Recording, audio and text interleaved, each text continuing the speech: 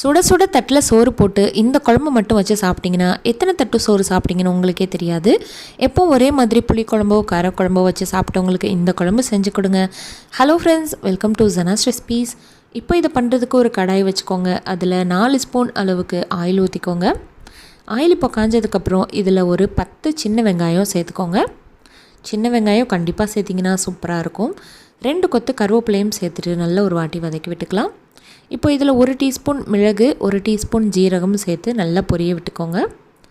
இந்த குழம்பு கொஞ்சம் டிஃப்ரெண்ட்டான டேஸ்ட்டாக இருக்கும். இப்போ இதில் 1 டேபிள் ஸ்பூன் ஃபுல்லாக மிளகாய்த்தூள் சேர்த்துட்டு நல்ல ஒரு வாட்டி மிக்ஸ் பண்ணி விட்டுக்கலாம். இப்போ எல்லாமே நல்லா செவந்து வந்துருச்சு, வெங்காயம் நல்லா வதங்கி வந்துருச்சு. அதை எடுத்து இன்னொரு பாத்திரத்தில் மாற்றிக்கோங்க. இதை நம்ம அரைக்க போகிறோம்.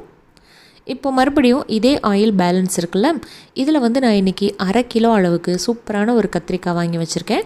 இது ரொம்ப பிஞ்சு கத்திரிக்காய். இந்த மாதிரி நல்ல ஒரு எக்ஸ் மாதிரி போட்டுட்டு உள்ளே பூச்சி எதுவும் இருக்கான்னு செக் பண்ணிவிட்டு இப்போ நல்லா வாஷ் பண்ணிவிட்டு இதில் சேர்த்துக்கலாம். கத்திரிக்காயை இதே ஆயிலில் சேர்த்துட்டு நல்லா ஃப்ரை பண்ணி எடுக்க போகிறோம்.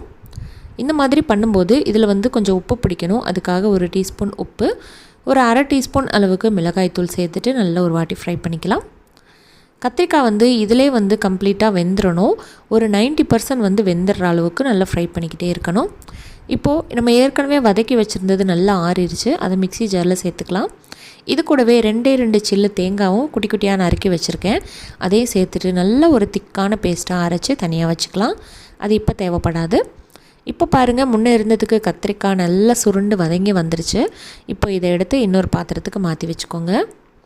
இந்த கத்திரிக்காயை நம்ம குழம்பு கொதிக்கும் போது போட்டுக்கலாம். இப்போது மறுபடியும் இதே கடாயில் இப்போ நம்ம குழம்பு செய்ய ஆரம்பிக்கலாம். மறுபடியும் கொஞ்சம் ஆயில் பத்தலை, அதனால் ஒரு 4 ஸ்பூன் ஆயில் ஊற்றிக்கிறேன். 1 டீஸ்பூன் கடுகு உளுத்தம் பருப்பு, 1 டீஸ்பூன் ஜீரகம் போட்டு நல்லா பொரிய விட்டுக்கலாம். ஒரு 10 பல்லு அளவுக்கு பூண்டும் சேர்த்துக்கோங்க. மறுபடியும் ஒரு 10லேருந்து 15 சின்ன வெங்காயத்தை சேர்த்துட்டு நல்லா வதக்கிக்கலாம். இந்த குழம்புக்கு சின்ன வெங்காயம் சேர்த்திங்கன்னா சூப்பரான டேஸ்ட்டாக இருக்கும். கூடவே 1 கொத்து அளவுக்கு கருவேப்பிலையும் சேர்த்துட்டு நல்லா ஒரு வாட்டி வதக்கி விட்டுக்கோங்க. இப்போ வெங்காயம் நல்லா கண்ணாடி பதத்துக்கு வரணும். வந்ததுக்கப்புறமா இதில் ஒரு பெரிய தக்காளி பழம் நான் நறுக்கி வச்சுருக்கேன், அதை சேர்த்துக்கலாம். தக்காளி இதுக்கு ரொம்ப தேவைப்படாது, ஆனால் தக்காளி சேர்க்காமே இருக்கக்கூடாது. இப்போ பாருங்கள், தக்காளி நல்லா சாஃப்டாக வதங்கி வந்துக்கிட்டுருக்கு. இப்போது இந்த ஸ்டேஜில் நம்ம ஏற்கனவே அரைச்சி வச்சுருக்கோம் பாருங்கள் பேஸ்ட்டு, அதை இந்த அளவுக்கு பதமாக இருக்கணும். அதை சேர்த்துக்கலாம். சேர்த்ததுக்கப்புறம் இந்த அளவுக்கு நல்லா ஆயிலே வச்சு சுருள வதக்கிக்கிட்டே இருங்க. இப்போ பாருங்கள், ஆயில் பிரிஞ்சு வந்துக்கிட்டுருக்கு. இப்போ நல்லா வெந்து வந்துருச்சு. இப்போ இந்த ஸ்டேஜில் 2 டேபிள் ஸ்பூன் அளவுக்கு மிளகாய்த்தூள் சேர்த்துக்கோங்க. ஒரு 1.5 டேபிள் ஸ்பூன் அளவுக்கு உப்பு சேர்த்துக்கோங்க. ஒரு 1/2 டேபிள் ஸ்பூன் அளவுக்கு மஞ்சத்தூளும் சேர்த்துக்கலாம். இப்போ மறுபடியும் எல்லாத்தையும் நல்லா மிக்ஸ் பண்ணி விட்டுக்கலாம். ஆயில் பிரிஞ்சு வர்ற வரைக்கும், பச்சை ஸ்மெல் போகிற வரைக்கும் வதக்கணும்.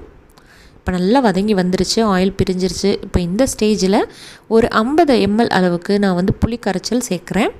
நல்ல திக்காக புளியை கரைச்சி வச்சுருந்தேன், அதை சேர்த்துக்கலாம். இப்போ ஒரே ஒரு டம்ளர் அளவுக்கு தண்ணி ஊற்றி மிக்ஸி ஜார்லேயும் அலசி ஊற்றியாச்சு. இப்போ நமக்கு குழம்பு கன்சிஸ்டன்சி கரெக்டாக இருக்குது. இப்போது இந்த ஸ்டேஜில் நம்ம வதக்கி வச்சுருக்கோம் பாருங்கள் கத்திரிக்காய், அதை இப்போ சேர்த்துக்கலாம். சேர்த்துட்டு நல்லா ஒரு வாட்டி மிக்ஸ் பண்ணி விட்டுட்டு குழம்பை கொதிக்க வச்சுக்கலாம். கொதித்து ஒரு 10 நிமிஷத்துக்குள்ளே நம்மளுக்கு ரெடி ஆகிடும். மூடி வச்சு வேக வச்சிங்கன்னா சூப்பராக வெந்து வந்துடும். கத்திரிக்காய் ஆல்ரெடி வெந்துருச்சு. இப்போ கடைசியாக அடுப்பை அமர்த்துறதுக்கு முன்னாடி கொஞ்சமாக நாட்டு சர்க்கரை சேர்த்துட்டு நல்ல ஒரு வாட்டி மிக்ஸ் பண்ணி விட்டுட்டு அடுப்பை ஆஃப் பண்ணிக்கலாம்.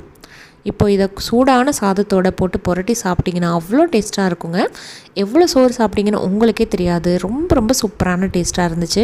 கண்டிப்பாக உங்கள் வீட்லேயும் ட்ரை பண்ணி பார்த்துட்டு எப்படி வந்துச்சுன்னு சொல்லுங்கள். அந்த வீடியோ பிடிச்சிருந்துச்சுன்னா லைக் பண்ணிவிட்டு ஷேர் பண்ணுங்கள், மறக்காமல் ஃபாலோ பண்ணுங்கள். தேங்க்யூ.